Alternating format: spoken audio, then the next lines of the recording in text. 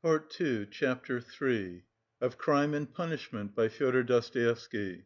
Translated by Constance Garnett. Recording by Expatriate in Bangor, Maine. Part II, Chapter 3. He was not completely unconscious, however, all the time he was ill. He was in a feverish state, sometimes delirious, sometimes half conscious. He remembered a great deal afterwards. Sometimes it seemed as though there were a number of people round him. They wanted to take him away somewhere, there was a great deal of squabbling and discussing about him, then he would be alone in the room. They had all gone away afraid of him, and only now and then opened the door a crack to look at him. They threatened him, plotted something together, laughed and mocked at him. He remembered Nastasya often at his bedside. He distinguished another person, too, whom he seemed to know very well, though he could not remember who he was, and this fretted him, even made him cry. Sometimes he fancied he had been lying there a month. At other times it all seemed part of the same day, but of that he had no recollection, and yet every minute he felt that he had forgotten something he ought to remember. He worried and tormented himself trying to remember, moaned, flew into a rage, or sank into awful, intolerable terror. Then he struggled to get up, would have run away, but someone always prevented him by force, and he sank back into impotence and forgetfulness. At last he returned to complete consciousness. It happened at 10 o'clock in the morning. On fine days the sun shone into the room at that hour, throwing a streak of light on the right wall and the corner near the door. Nastasya was standing beside him with another person, a complete stranger, who was looking at him very inquisitively.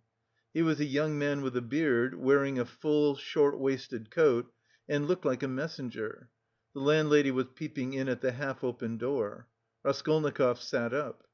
"Who is this, Nastasya?" he asked, pointing to the young man. "I say, he's himself again," she said. "He is himself," echoed the man. Concluding that he had returned to his senses, the landlady closed the door and disappeared. She was always shy and dreaded conversations or discussions. She was a woman of 40, not at all bad‐looking, fat and buxom, with black eyes and eyebrows, good‐natured from fatness and laziness, and absurdly bashful. "Who are you?" he went on, addressing the man. But at that moment the door was flung open, and stooping a little, as he was so tall, Razumihin came in. "What a cabin it is!" he cried. "I am always knocking my head. You call this a lodging? So you are conscious, brother? I've just heard the news from Pashenka." "He has just come to," said Nastasya. "Just come to," echoed the man again, with a smile. "And who are you?" Razumihin asked, suddenly addressing him. "My name is Vrazumihin, at your service, not Razumihin, as I am always called, but Vrazumihin, a student and gentleman, and he is my friend. And who are you?" "I am the messenger from our office, from the merchant Sholopayov, and I've come on business." "Please sit down." Razumihin seated himself on the other side of the table. "It's a good thing you've come too, brother," he went on to Raskolnikov. "For the last 4 days you have scarcely eaten or drunk anything. We had to give you tea in spoonfuls. I brought Zossimov to see you twice. You remember Zossimov? He examined you carefully and said at once it was nothing serious, something seemed to have gone to your head. Some nervous nonsense, the result of bad feeding. He says you have not had enough beer and radish, but it's nothing much, it will pass and you will be all right. Zossimov is a first‐rate fellow. He is making quite a name. Come, I won't keep you," he said, addressing the man again. "Will you explain what you want? You must know, Rodya, this is the second time they have sent from the office, but it was another man last time and I talked to him. Who was it came before?" "That was the day before yesterday, I venture to say, if you please, sir. That was Alexey Semyonovitch, he is in our office too." "He was more intelligent than you, don't you think so?" "Oh, yes, indeed, sir, he is of more weight than I am." "Quite so, go on." "At your mamma's request, through Afanasy Ivanovitch Vahrushin, of whom I presume you have heard more than once, a remittance is sent to you from our office," the man began, addressing Raskolnikov.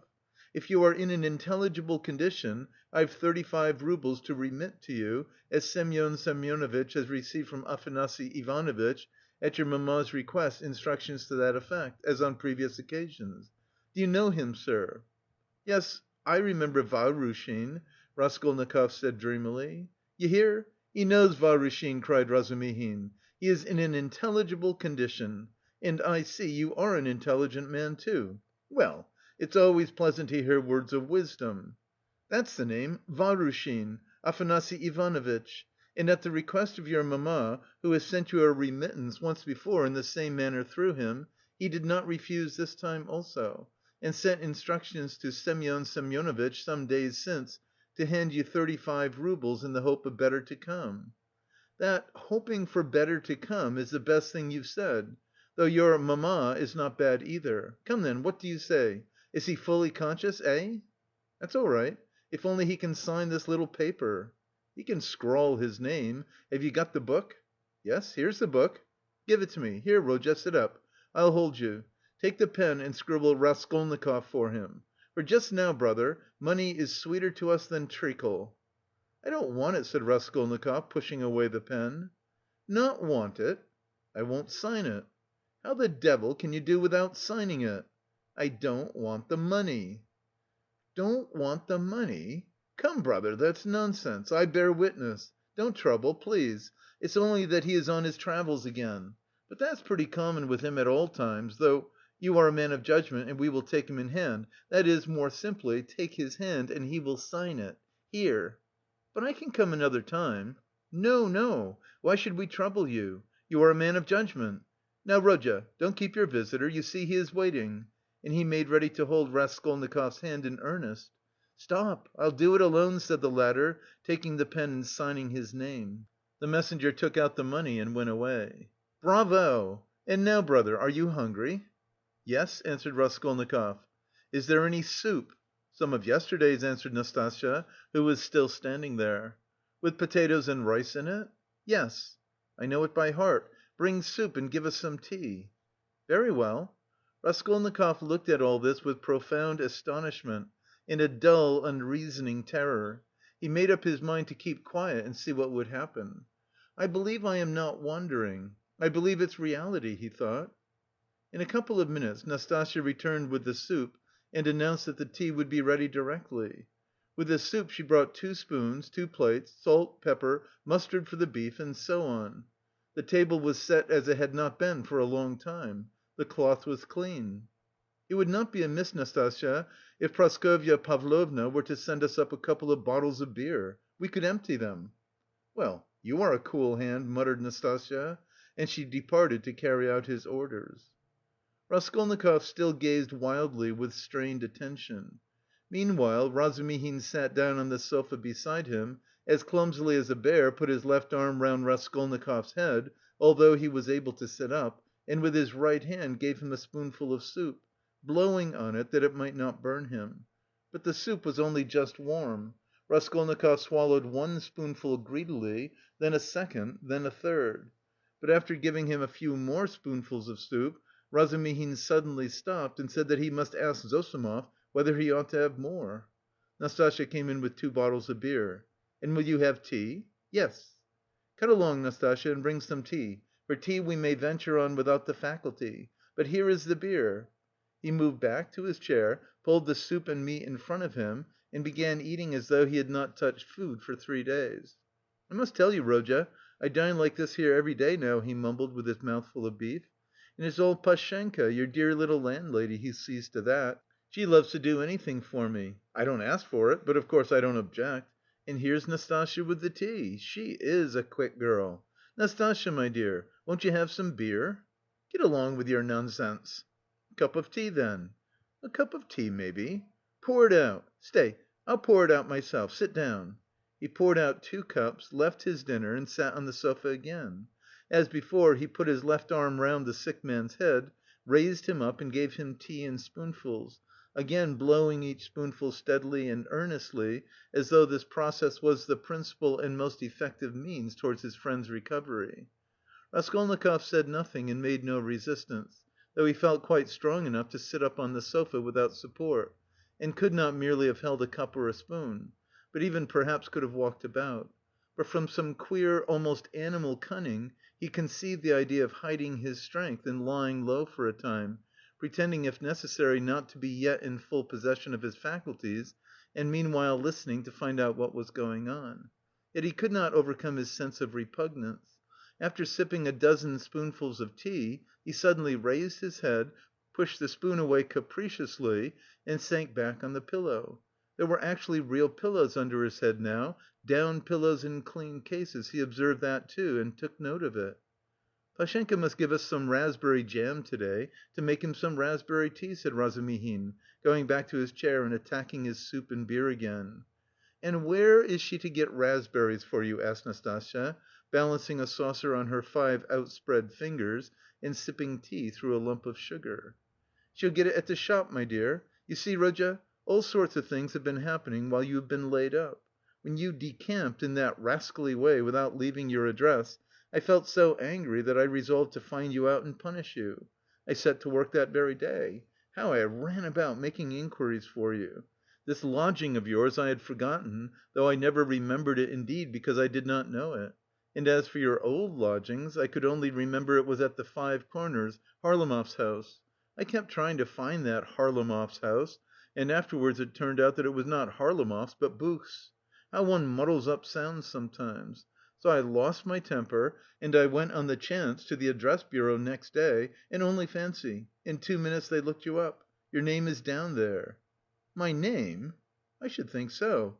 And yet a General Kobalov they could not find while I was there. Well, it's a long story, but as soon as I did land on this place, I soon got to know all your affairs. All, brother, I know everything. Nastasya here will tell you. I made the acquaintance of Nikodim Fomitch and Ilya Petrovitch and the house porter and Mr. Zametov, Alexandr Grigorovitch, the head clerk in the police office, and last but not least of Pashenka. Nastasya here knows." "He's got round her," Nastasya murmured, smiling slyly. "Why don't you put the sugar in your tea, Nastasya Nikiforovna?" "You are a oneer!" Nastasya cried suddenly, going off into a giggle. "I am not Nikiforovna, but Petrovna," she added suddenly, recovering from her mirth. "I'll make a note of it. Well, brother, to make a long story short, I was going in for a regular explosion here to uproot all malignant influences in the locality, but Pashenka won the day. I had not expected, brother, to find her so... prepossessing. Eh? What do you think?"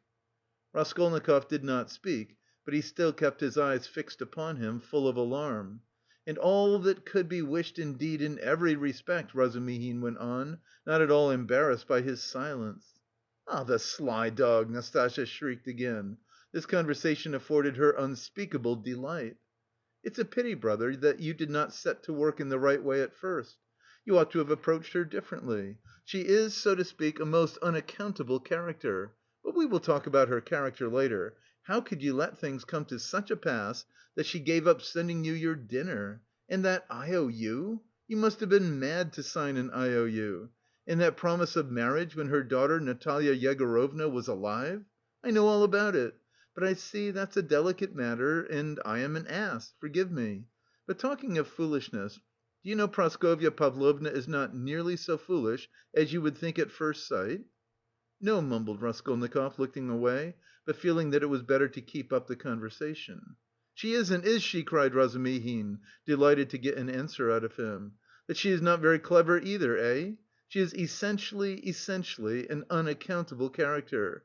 I am sometimes quite at a loss, I assure you. She must be 40, she says she is 36, and of course she has every right to say so, but I swear I judge her intellectually, simply from the metaphysical point of view.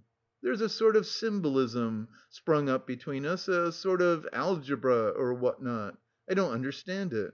Well, that's all nonsense. Only seeing that you are not a student now, and have lost your lessons and your clothes, and that through the young lady's death she has no need to treat you as a relation, she suddenly took fright, and as you hid in your den and dropped all your old relations with her, she planned to get rid of you. And she's been cherishing that design a long time, but was sorry to lose the IOU, for you assured her yourself that your mother would pay." "It was base of me to say that. My mother herself is almost a beggar. And I told a lie to keep my lodging and be fed," Raskolnikov said loudly and distinctly. "Yes, you did very sensibly, but the worst of it is that at that point Mr. Tchebarov turns up, a business man. Pashenka would never have thought of doing anything on her own account, she is too retiring. But the business man is by no means retiring, and first thing he puts the question, 'Is there any hope of realizing the IOU?' Answer, 'There is, because he has a mother who would save her Rodya with her 125 roubles pension if she has to starve herself, and a sister, too, who would go into bondage for his sake.' That's what he was building upon. Why do you start? I know all the ins and outs of your affairs now, my dear boy. It's not for nothing that you were so open with Pashenka when you were her prospective son in law, and I say all this as a friend. But I tell you what it is, an honest and sensitive man is open, and a business man listens and goes on eating you up.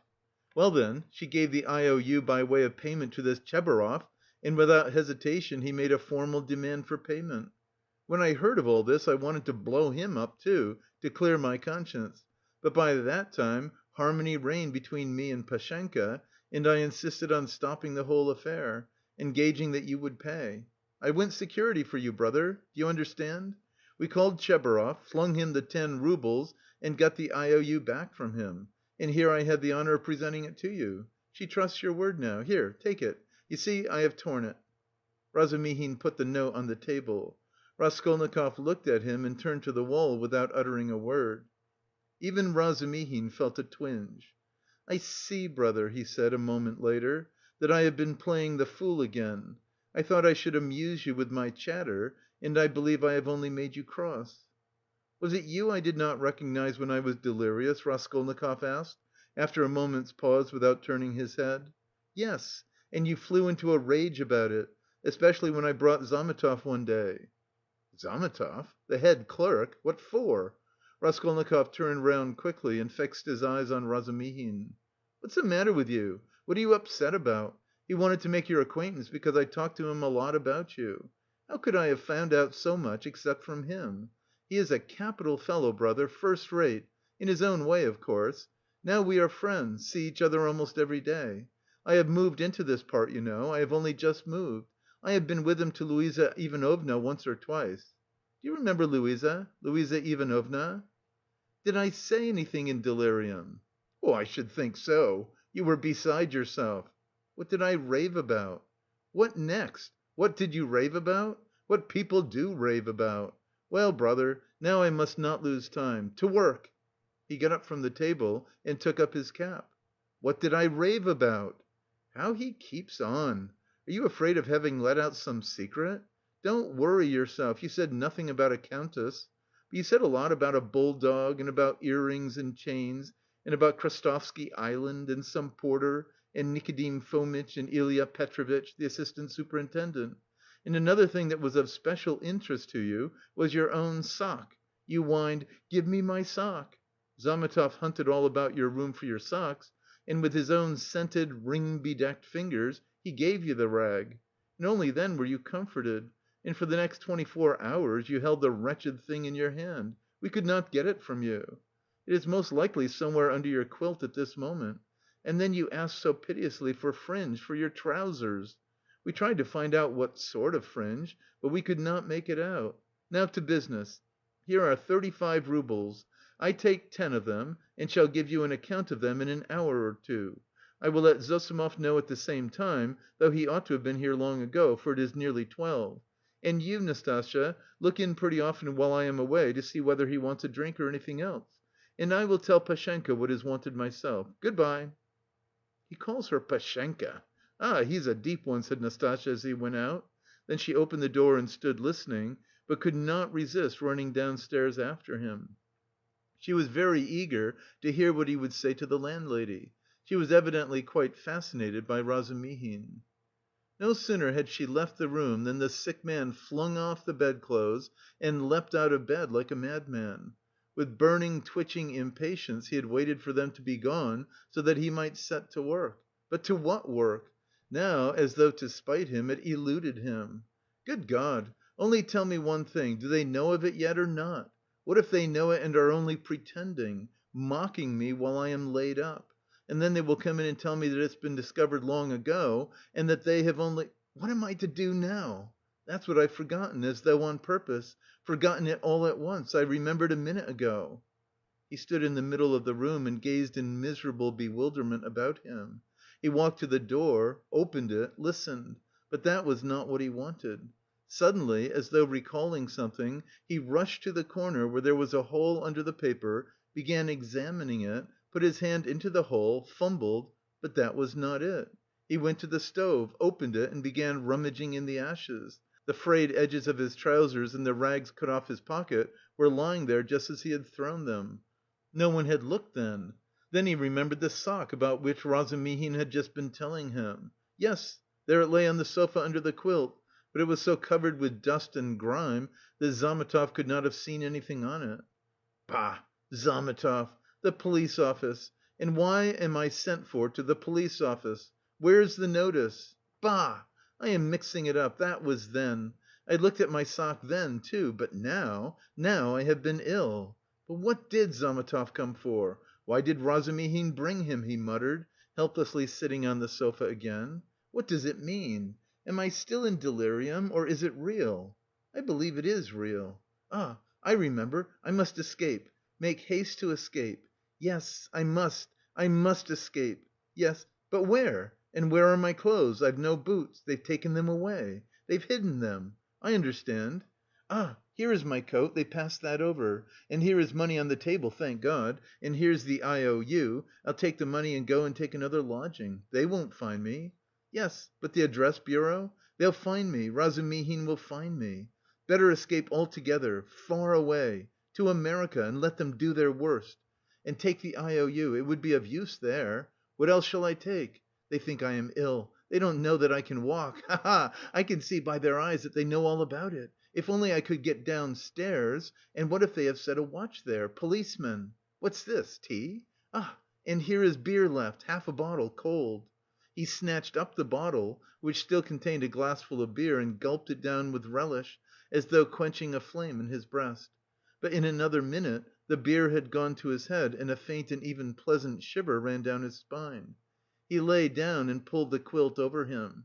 His sick and incoherent thoughts grew more and more disconnected, and soon a light, pleasant drowsiness came upon him. With a sense of comfort he nestled his head into the pillow, wrapped more closely about him the soft wadded quilt which had replaced the old ragged greatcoat, sighed softly and sank into a deep, sound, refreshing sleep. He woke up, hearing someone come in. He opened his eyes and saw Razumihin standing in the doorway, uncertain whether to come in or not. Raskolnikov sat up quickly on the sofa and gazed at him, as though trying to recall something. "Ah, you are not asleep. Here I am. Nastasya, bring in the parcel," Razumihin shouted down the stairs. "You shall have the account directly." "What time is it?" asked Raskolnikov, looking round uneasily. "Yes, you had a fine sleep, brother. It's almost evening. It will be 6 o'clock directly. You have slept more than 6 hours." "Good heavens, have I?" "And why not? It will do you good. What's the hurry? A tryst, is it? We've all time before us. I've been waiting for the last 3 hours for you. I've been up twice and found you asleep. I've called on Zossimov twice, not at home, only fancy, but no matter, he will turn up. And I've been out on my own business, too. You know I've been moving to day, moving with my uncle. I have an uncle living with me now, but that's no matter, to business. Give me the parcel, Nastasya. We will open it directly. And how do you feel now, brother?" "I am quite well. I am not ill. Razumihin, have you been here long?" "I tell you I've been waiting for the last 3 hours." "No, before." "How do you mean?" "How long have you been coming here?" "Why, I told you all about it this morning. Don't you remember?" Raskolnikov pondered. The morning seemed like a dream to him. He could not remember alone and looked inquiringly at Razumihin. "Hm!" said the latter. "He has forgotten. I fancied then that you were not quite yourself. Now you are better for your sleep. You really look much better. First rate. Well, to business. Look here, my dear boy." He began untying the bundle, which evidently interested him. "Believe me, brother, this is something specially near my heart, for we must make a man of you. Let's begin from the top. Do you see this cap?" he said, taking out of the bundle a fairly good, though cheap and ordinary cap. "Let me try it on." "Presently, afterwards," said Raskolnikov, waving it off pettishly. "Come, Rodya, my boy, don't oppose it. Afterwards will be too late, and I shan't sleep all night, for I bought it by guess, without measure. Just right!" he cried triumphantly, fitting it on. "Just your size. A proper head covering is the first thing in dress, and a recommendation in its own way. Tolstyakov, a friend of mine, is always obliged to take off his pudding basin when he goes into any public place where other people wear their hats or caps. People think he does it from slavish politeness, but it's simply because he is ashamed of his bird's nest. He is such a boastful fellow. Look, Nastasya, here are two specimens of headgear. This Palmerston," he took from the corner Raskolnikov's old battered hat, which for some unknown reason he called a Palmerston, "or this jewel. Guess the price, Rodya. What do you suppose I paid for it, Nastasya?" he said, turning to her, seeing that Raskolnikov did not speak. 20 kopecks, no more, I dare say," answered Nastasya. 20 kopecks, silly!" he cried, offended. "Why, nowadays you would cost more than that, 80 kopecks, and that only because it has been worn, and it's bought on condition that when it's worn out they will give you another next year. Yes, on my word. Well, now let us pass to the United States of America, as they called them at school. I assure you I am proud of these breeches," and he exhibited to Raskolnikov a pair of light summer trousers of grey woollen material. "No holes, no spots and quite respectable, although a little worn, and a waistcoat to match, quite in the fashion. And its being worn really is an improvement, it's softer, smoother. You see, Rodya, to my thinking the great thing for getting on in the world is always to keep to the seasons. If you don't insist on having asparagus in January, you keep your money in your purse. And it's the same with this purchase. It's summer now, so I've been buying summer things. Warmer materials will be wanted for autumn, so you will have to throw these away in any case, especially as they will be done for by then from their own lack of coherence, if not your higher standard of luxury. Come, price them. What do you say? 2 roubles 25 kopecks. And remember the condition: if you wear these out, you will have another suit for nothing. They only do business on that system at Fedyov's. If you've bought a thing once, you are satisfied for life, for you will never go there again of your own free will. Now for the boots. What do you say? You see that they are a bit worn, but they'll last a couple of months, for it's foreign work and foreign leather. The secretary of the English Embassy sold them last week. He had only worn them 6 days, but he was very short of cash. Price? A rouble and a half. A bargain!" "But perhaps they won't fit," observed Nastasya. "Not fit? Just look." And he pulled out of his pocket Raskolnikov's old broken boot, stiffly coated with dry mud. "I did not go empty handed. They took the size from this monster. We all did our best. And as to your linen, your landlady has seen to that. Here, to begin with, are 3 shirts, hempen but with a fashionable front.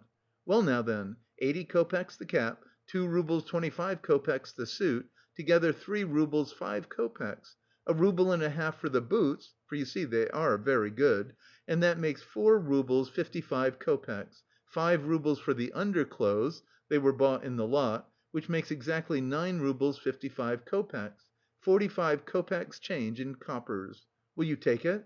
And so, Rodya, you are set up with a complete new rig out, for your overcoat will serve and even has a style of its own. That comes from getting one's clothes from Sharmer's. As for your socks and other things, I leave them to you. We've 25 roubles left. And as for Pashenka and paying for your lodging, don't you worry. I tell you she'll trust you for anything. And now, brother, let me change your linen, for I dare say you will throw off your illness with your shirt." "Let me be! I don't want to!" Raskolnikov waved him off. He had listened with disgust to Razumihin's efforts to be playful about his purchases. "Come, brother, don't tell me I've been trudging around for nothing," Razumihin insisted. "Nastasya, don't be bashful, but help me. That's it," and in spite of Raskolnikov's resistance, he changed his linen. The latter sank back on the pillows and for a minute or two said nothing. "It will be long before I get rid of them," he thought. "What money was all that bought with?" he asked at last, gazing at the wall. "Money? Why, your own, what the messenger brought from Vahrushin. Your mother sent it. Have you forgotten that too?" "I remember now," said Raskolnikov, after a long sullen silence. Razumihin looked at him, frowning and uneasy. The door opened and a tall, stout man, whose appearance seemed familiar to Raskolnikov, came in. "Zossimov! At last!" cried Razumihin, delighted. End of Part 2, Chapter 3. Recording by Expatriate in Bangor, Maine.